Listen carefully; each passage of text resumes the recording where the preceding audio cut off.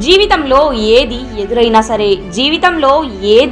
సరే అది ఏదైనా సరే తట్టుకొని నిలబడు మిత్రమా.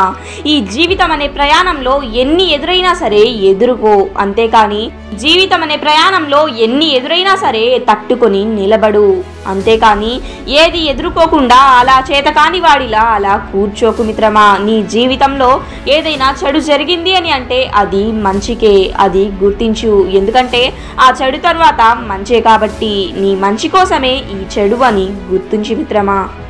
అంతేకాని అసలేంటి పరిస్థితి, ఏంటి జీవితం, అసలు ఏంటిది అని అనుకుంటూ అక్కడే ఆగిపోయి నీ జీవితాన్ని నువ్వు నీ చేతులారా మోసం చేసుకోకు మిత్రమా. నీ జీవితాన్ని నువ్వు నీ చేతులారా మోసం చేసుకోకు మిత్రమా. అది సమస్య అనేది ప్రతి ఒక్కరికి ఉంటాయి మిత్రమా.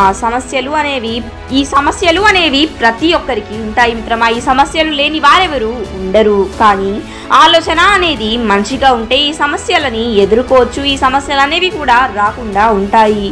సమస్యలు రాకుండా ఉండాలి అని అంటే ఆలోచనలు మంచివై ఉండాలి. ఈ ఆలోచనలు మంచివై ఉండేది కొంతమంది జీవితాల్లోనే. అందుకనే కొంతమంది జీవితాల్లో ఈ సమస్యలు అనేవి ఎంతో తక్కువగా కనిపిస్తూ ఉంటాయి, ఎంతో తక్కువగా ఉంటాయి కూడా. కనుక నువ్వేవేవో ఆలోచించుకుంటూ ఇప్పుడు ఇలా ఉంది, జీవితం పరిస్థితి ఇప్పుడు ఇలా ఉంది అని ఆగిపోకు మిత్రమా.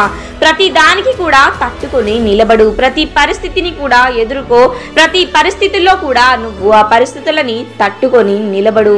జీవితంలో వచ్చే ప్రతి పరిస్థితులని ఎదుర్కొని తట్టుకొని నిలబడు మిత్రమా.